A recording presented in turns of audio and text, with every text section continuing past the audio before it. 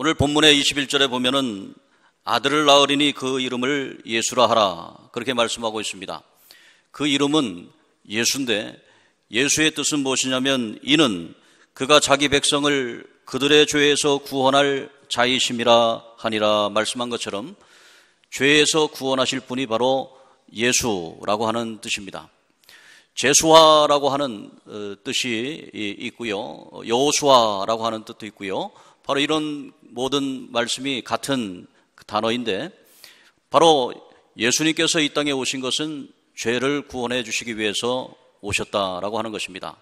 그래서 내가 예수님을 믿습니다, 그런 고백이 내 죄가 예수님으로 인해서 용서함 받았습니다, 그런 뜻이 되는 것입니다. 그래서 예수님, 저는 죄인입니다, 제 죄를 용서해 주옵소서라고 하는 그 말 자체가 바로 예수라고 하는 그 말에 들어가 있다는 것입니다.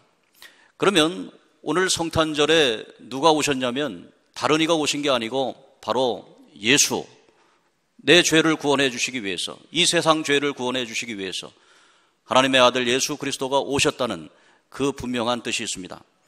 오늘 여러분들이 이 말씀을 너무 잘 아는 말씀이기 때문에 예수님이 내 죄를 위해, 그리고 이 세상 죄를 위해 대속물로 오셔서 우리 죄를 구원해 주셨지라고 생각하시는데, 그 말씀은 그렇게 평범한 말씀이 아닌 겁니다. 우리가 자주 들었기 때문에 그 진리의 말씀이 평범해 보이지만, 여러분, 이 공기가 있는데 이 공기가 나에게 숨을 쉴 때에 들어와서 날숨과 들숨을 통해 가지고 우리의 생기가 넘쳐나는 것처럼, 그러나 이 공기가 없다고 생각해 보세요.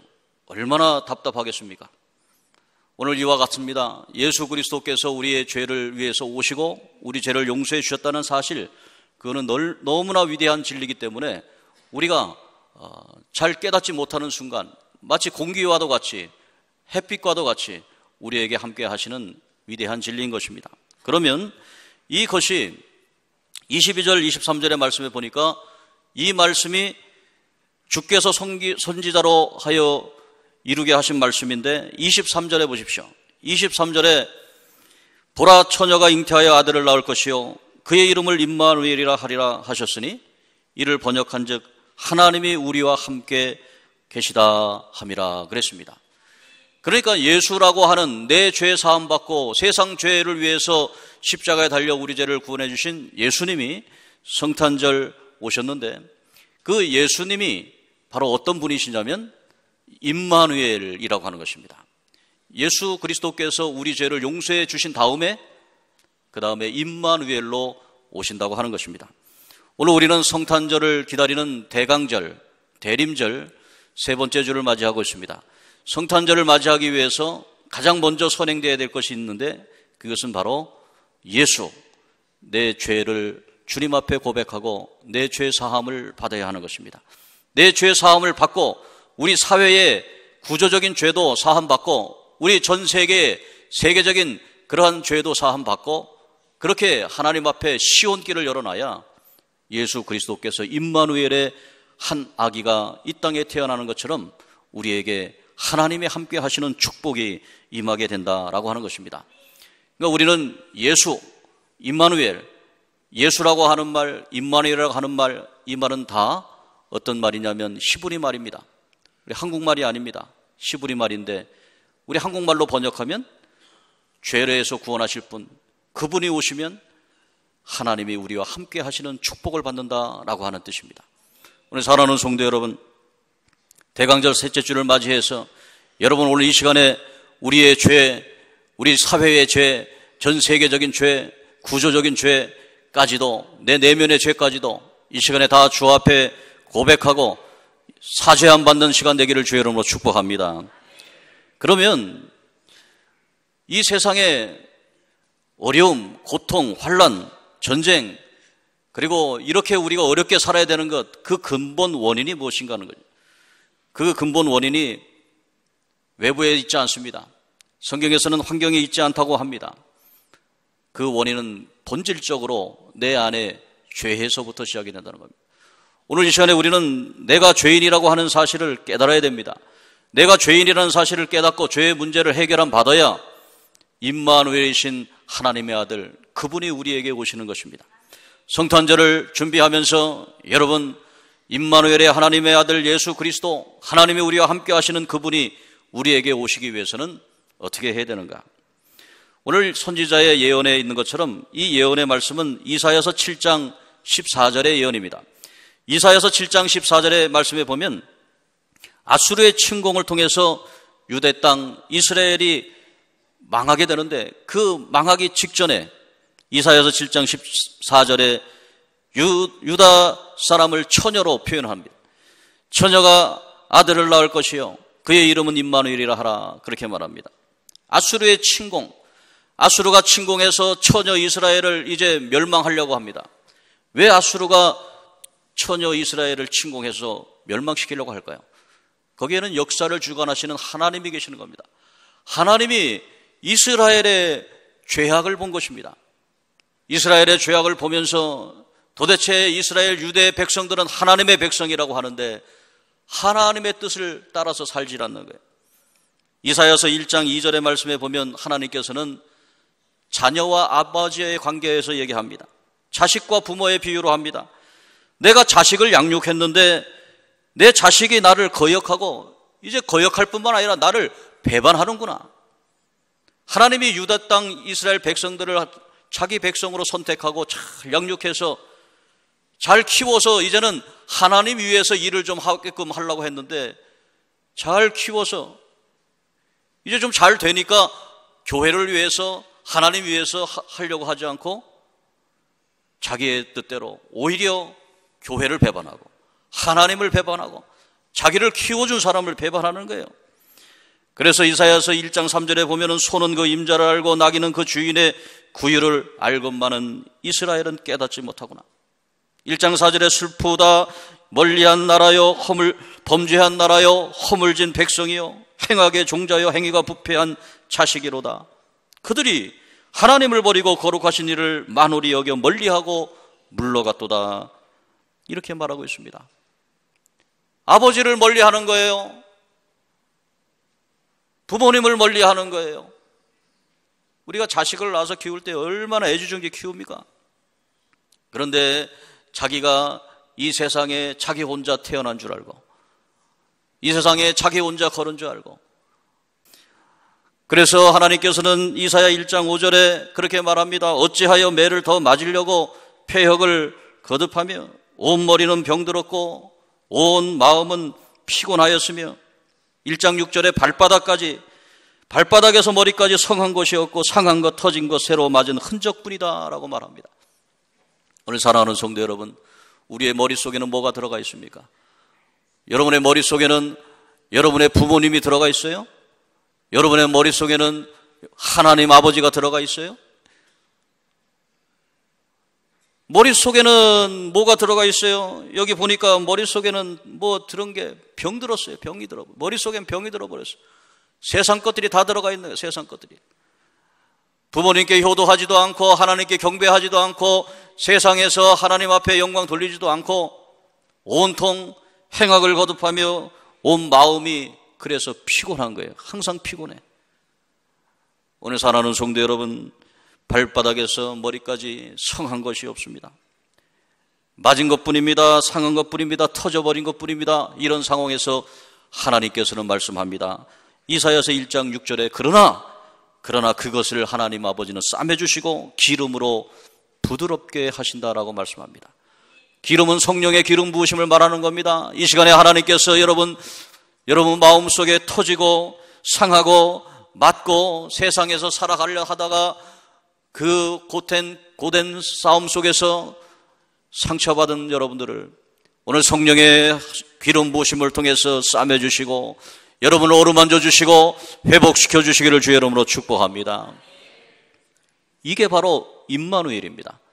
이사야서의 예언대로 처녀가 아들을 낳아 그 이름을 임마누엘이라 하는데 그 임마누엘 번역한 즉 하나님이 함께 하신다. 생각해 보십시오. 생각해 보십시오. 오늘 이 시간에 하나님께서 우리에게 주시는 은혜를 여러분 생각해 보셔야 됩니다. 그래서 예수님이 태어날 때에는 그렇게 뭐 행복할 때 태어난 게 아닙니다. 어두울 때, 깜깜할 때, 그리고 상처가 많을 때, 그리고 일도 안 될 때, 정말 피곤하고 머리는 병들고 마음은 피곤하고 그냥 몸은 상처투성이고 되는 것도 없고 그런 상황에서 하나님의 아들 예수 그리스도께서 오셨다는 거예요. 오늘 깊은 밤 상처와 고통 가운데 혹시 계신 분이 있으면 오늘 하나님 아버지 앞에 이 시간에 하나님 앞에 패역한 거 용서해 주세요. 하나님을 거역한 거 용서해 주세요. 하나님, 이제 하나님을 잘 섬기겠습니다. 하나님을 아버지로 섬기고 아버지 하나님이여 주님 앞에 충성하겠습니다. 고백하는 이 시간 되기를 주의 이름으로 축복합니다. 그런데 예수님께서 이 땅에 오셨을 때에 헤롯 대왕이 통치하던 때였는데 그때도 굉장히 어려웠습니다. 유대 땅에 마카비 왕조의 하스몬 왕조가 지배했었는데 BC 63년경에 로마의 침공을 받아서 멸망하게 되죠. 그 이후에 아주 어둡고 깜깜한 그런 밤이 깊어지는 그런 밤이었지요. 로마의 통치에도 억울한데 헤롯이라고 하는 사람, 그 사람도 유대인이 아닌 거예요. 유대인이 아니니까 유대인들을 막 핍박하고 자기 권력만 차지하려고 하는 겁니다. 오늘 사랑하는 성도 여러분, 그럴 때 예수님이 오셨어요. 예수님이 오셔서 백성들의 상처와 고통을 어루만져 주시고 치유해 주시고 그리고 하나님 앞에 영광을 돌렸는데 예수님의 가장 큰 목적이 뭐냐면 죄를 깨닫게 하는 겁니다. 죄를. 예수님의 뜻이 뭐냐면 아까 말씀드린 것처럼 예수, 그것은 죄에서 구원받는 거니까 죄에서 구원받는 거. 우리가 예수 믿는 거는 죄에서 구원받는 거예요. 예수님께서는 바리새인과 제사장들에게 말씀했어요. 회칠한 무덤이라고 그랬어요. 회칠한 무덤. 겉만 회를 칠했어요. 겉에는 아주 화려합니다. 회가 칠해서 깨끗합니다. 얼마나 횟가루가 하얗습니까? 회칠해가지고 얼마나 하얗습니까? 깨끗합니까? 근데 그 안에는 썩은 뼈가 있다는 거예요. 썩은 뼈. 오늘 사랑하는 성도 여러분, 우리는 신앙생활 제대로 해야 됩니다. 오늘 이 시간에 예수님 오시는데 죄사함의 기쁨을 느끼게 되는 겁니다. 그 죄사함의 기쁨은 뭐냐면 내 안에 나로 채워주는 게 아니라 나를 위해서 죽으시고 부활하신 예수 그리스도로 여러분의 영혼이 채워지기를 주의 이름으로 축복합니다. 오직 예수, 오직 예수. 오늘 사랑하는 성도 여러분, 예수 그리스도가 오늘 이 시간에 여러분들에게 성령으로 임재해서 여러분이 죄 있는 것을 깨닫게 하시기를 주의 이름으로 축복합니다. 죄 있는 것을 깨닫고 내가 잘못했구나, 내 중심적으로 신앙생활했구나. 오늘 사랑하는 성도 여러분, 헌금하는 것도 마찬가지예요. 하나님 앞에 헌금을 드리고 헌물을 드렸으면 내가 하나님 앞에 기쁘게 드린 거예요. 어떤 사람들은 세금 내는 것처럼 해가지고 내가 국가에 세금을 냈는데 공무원들이 이럴 수 있어? 물론 세상에 나가서 그럴 수 있어요. 그런데 하나님 앞에 나는 헌금은 그게 아닙니다. 하나님 앞에 여러분들 전심전력해서 하나님 앞에 드린 것은 하나님 앞에 드린 거예요. 하나님 영광 받아 주옵소서. 예수의 이름이 높여지기를 원합니다. 하나님 앞에 영광 돌립니다. 그런 마음으로 드려야 되는 거예요. 지난주에 우리가 사무연에 은혜롭게 마쳤습니다. 우리 장로님께서 기도해 주신 것처럼 사무연에 은혜롭게 마쳐서 감사합니다. 은혜롭지 않은 교회 보면은 세금 낸 사람이 내가 세금 냈는데 이거 어떻게 썼어? 못 썼어? 왜 내 마음대로 안 했어? 왜 나에게 허락받지 않고 했어라고 그렇게 주장하는 사람이 많이 있는데 이제는 뭐 개개인의 권익이 높아져가지고 다 일어나가지고 다 그렇게 얘기하는 거예요. 그러면 어떻게 됩니까? 교회마다 사무연회 때마다 갈라지고 싸우고 문제 생기고. 그러나 우리 주님 앞에 제1교회는 은혜롭게 하나님 앞에 드렸고 그리고 그 보고를 다 하고 이건 이렇게 쓰였습니다. 이건 이렇게 쓰였습니다. 아, 하나님께 영광입니다. 그래도 이 어려운 시기 가운데 마이너스 되지 아니하고 하나님께서 그렇게 잘 재정을 채워주시고 우리 성도들의 가정에 복을 주셔서 하나님 앞에 귀한 예물 드리게 하신 감사합니다. 하나님 앞에 영광 돌렸잖아요. 오늘 사랑하는 성도 여러분, 우리가 하나님 내 죄 용서해 주옵소서. 내 욕망, 내 욕심, 내 중심적으로 그렇게 사는 거 용서해 주세요. 요즘 보니까 어느 목사님이 그래요. 목사님, 요새 요새 집 사가지고, 그 젊은 중산층들이 자기 교회에서 사라진다는 거예요. 그래서, 왜 그렇습니까? 그분들이 집은 샀지요. 대출 받아가지고 막 샀지요. 11조는 내야 되는데 11조 낼 돈하고 대출 낼 돈하고 똑같다는 거예요. 그래가지고 자기 교회에 다니려고 하니까 이거 금방 그렇게 되니까 슬그머니 다른 교회 가가지고 뒷자리에 앉아가지고 그냥 예배드리고 가고. 목사님 큰일 났어요. 지금 오늘 목사님이 저한테 그러는 거예요. 오늘 사랑하는 성도 여러분, 우리가 신앙생활 그렇게 해서 되겠습니까? 하나님 안에서 우리가 하나님 안에서 먼저 하나님의 것을 띄우고 하나님 앞에 드리고, 그리고 우리가 전략해서 하나님 앞에 영광 돌리며 살아가야지. 대출 받는 거 갚을 거 11조 그거 하고, 그래서 교회 슬그머니 빠져나가고 다른 교회 가서 뒷자리에 앉아가서 예배드리고. 오늘 사랑하는 성도 여러분, 우리가 죄를 회개해야 됩니다. 오늘 우리는 하나님 앞에 신실하게 하나님만 섬기고 예수님만 섬기고 예수 그리스도 앞에 영광 돌리시기를 주의 이름으로 축복합니다. 그렇게 하면 하나님이 축복을 주시고 임마누엘 하나님이 우리에게 오시는 거예요. 임마누엘 하나님, 영적 기다림의 끝에 임마누엘 하나님이 우리와 함께 하는 거예요. 아기 예수님은 400년간 이스라엘 거기에 칠흑과도 같은 침묵의 기간 동안에 예수 그리스도가 이 땅에 오셨어요. 죄를 용서해 주셨어요. 구조적인 악을 용서해 주셨어요. 개인의 죄를 용서해 주셨어요. 그리고 하나님 앞에 나왔어요. 성경에 보면은 영적 기다림 속에 임마누엘의 역사가 많습니다. 한나가 사무엘을 낳을 때도 마찬가지입니다. 태의 문이 닫혔습니다. 그러나 그 영적인 기다림 속에서 하나님 앞에 기도했더니 태의 문을 열고 생명의 역사가 일어났어요. 아브라함이 75세부터 99세까지 25년간 하나님의 약속을 믿고 기다리고 영적인 기다림 속에서 기다렸더니 100세에 하나님이 이삭을 선택해서 주셨어요.